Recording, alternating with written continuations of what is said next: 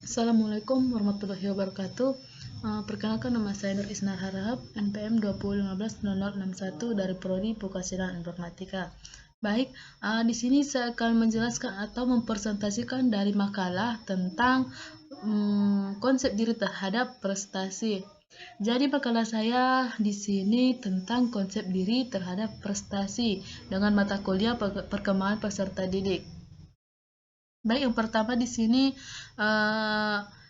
saya akan menjelaskan di sini isi makalah saya.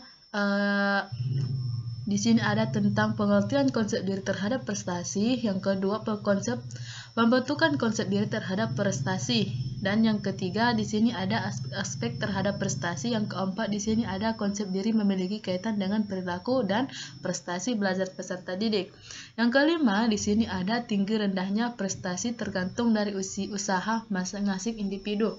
Dan yang keenam di sini ada prestasi dan motivasi belajar dengan konsep diri. Yang pertama di sini, bagian yang pertama, saya akan menjelaskan tentang pengertian konsep diri terhadap prestasi. Jadi, konsep diri terhadap prestasi ini merupakan keseluruhan pandangan tentang diri sendiri. Dengan kata lain, konsep diri merupakan potret tentang sebagaimana seseorang melihat atau menilai serta menyikapi diri sendiri. Jadi, konsep diri terhadap prestasi ini, bagaimana kita bisa menyikapi perilaku kita, perbuatan, dan sifat-sifat semuanya tergantung terhadap pemikiran atau pola pemikiran individu masing-masing.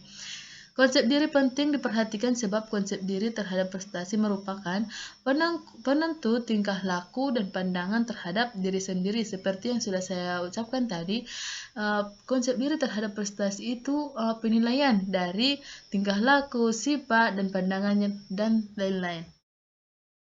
Kemudian di sini ada yang kedua, ada di sini pembentukan konsep diri terhadap prestasi. Pembentukannya di sini sebenarnya prestasi ini bukanlah faktor yang dibawa sejak lahir, melainkan faktor yang dipelajari dan terbentuk dari pengalaman-pengalaman individu dalam berhubungan dengan orang lain. Jadi pembentukan konsep diri terhadap prestasi ini bukan dari bawaan lahir, tetapi bagaimana dia bisa berkomunikasi dengan baik dengan orang lain. Konsep diri terhadap prestasi ini terbagi atas dua. Yang pertama di sini konsep diri terhadap prestasi primer dan sekunder. Jadi yang pertama di sini saya akan jelaskan tentang primer. Primer ini terbentuk atas dasar pengalaman individu.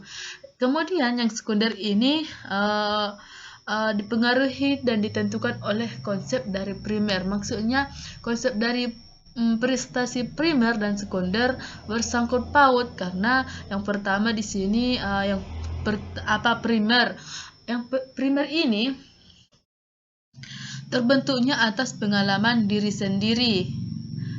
Begitu juga dengan sekunder. Yang ketiga di sini ada aspek-aspek diri sendiri terhadap prestasi. Menurut Sarlito membagi konsep diri menjadi beberapa bagian. Yang pertama di sini ada general extreme, kemudian konsep diri akademis dan konsep diri non-akademis. Di mana konsep diri akademis dan non-akademis dibagi menjadi beberapa bagian. Jadi bagiannya di sini dibagi menjadi 4 jenis konsep. Yang pertama di sini konsep diri akademis atau academic self concept. Di sini, jadi konsep diri akademis ini yang terdiri dari konsep diri mengenai kemampuan berbahasa Inggris, sejarah, matematika, dan ilmu pengetahuan. Kemudian yang kedua di sini ada konsep diri sosial atau social self concept yang terdiri dari konsep dari teman, sebaya, dan konsep diri terhadap orang-orang berpengaruh dari orang-orang. Kemudian di sini ada konsep diri emosional atau emotional self concept. Kemudian yang keempat di sini konsep diri fisik atau physical self concept yang terdiri dari konsep ini kemampuan fisik dan konsep diri mengenai penampilan diri. Menurut Mars, Marx menjelaskan bahwa konsep diri pada siswa mengacu pada persepsi dan perasaan siswa terhadap dirinya. Makanya dia berhubungan dengan bidang akademik. Secara umum, 3 aspek utama dalam menjelaskan konsep diri ini. Yang pertama yaitu kepercayaan diri, penerimaan diri, dan penghargaan. Baik, di sini saya akan menjelaskan yang ketiga dari konsep diri itu. Yang pertama di sini kepercayaan diri siswa yang mempunyai kepercayaan tinggi terhadap prestasi atau kemampuan. Kemudian di sini yang kedua ada penerimaan diri para siswa. Di sini dapat diartikan siswa dapat menerima baik kelebihan atau kekurangan yang akan didapatkan atau kemampuan yang dimilikinya. Yang ketiga di sini ada penghargaan diri, rasa harga diri.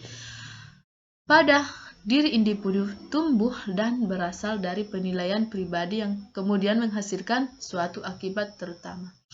Jadi, yang ketiga-tiganya ini bisa dikatakan sebagai konsep diri terhadap prestasi. Jadi yang keempat di sini ada konsep diri memiliki kaitan dengan perilaku dan prestasi belajar peserta didik. Secara teori dapat dikatakan bahwa konsep diri siswa memiliki keterkaitan dengan hasil belajar, sehingga hasil belajar siswa menjadi lebih baik. Hubungan antara konsep diri dari prestasi dalam belajar yaitu konsep diri merupakan keseluruhan pandangan tentang diri sendiri. Jadi hubungan dari konsep diri dan prestasi ini sama-sama dikaitkan. Kenapa dikaitkan? Karena dia sama-sama menyeluruh tentang pandangan tentang diri sendiri. Kemudian prestasi belajar dapat dikatakan sebagai seluruh kecakapan atau perubahan tingkah laku. Maksudnya prestasi belajar ini prestasi yang kita dapatkan pas di waktu sekolah. Kemudian selanjutnya di sini ada nomor 5, di sini ada tinggi rendahnya prestasi belajar tergantung dari usaha masing-masing individu. Menurut Purwanto tahun 2006 tanggal 10 bulan 2 mengemukakan faktor yang mempengaruhi kegiatan belajar dan prestasi belajar dapat dijelaskan sebagai berikut. Yang pertama di sini ada faktor individu dari dalam. Kemudian ada faktor individu dari luar. Jadi faktor yang individu dari dalam ini dia disebut sebagai faktor individual. Kenapa? Karena kematangan dan pertumbuhan siswa atau individu masing-masing. Kemudian faktor yang ada di luar ini individu disebut sebagai faktor sosial, antara lain faktor keluarga dan rumah tangga. Jadi, faktor yang ada dalam individu ini berasal dari faktor individual dari dalam. Kemudian, faktor individu dari luar ini dikatakan sebagai faktor sosial. Selanjutnya di sini ada nomor 6, prestasi dan motivasi belajar dengan konsep diri. Jadi, siswa harus memiliki motivasi belajar supaya terdorong untuk mendapatkan hasil yang pas.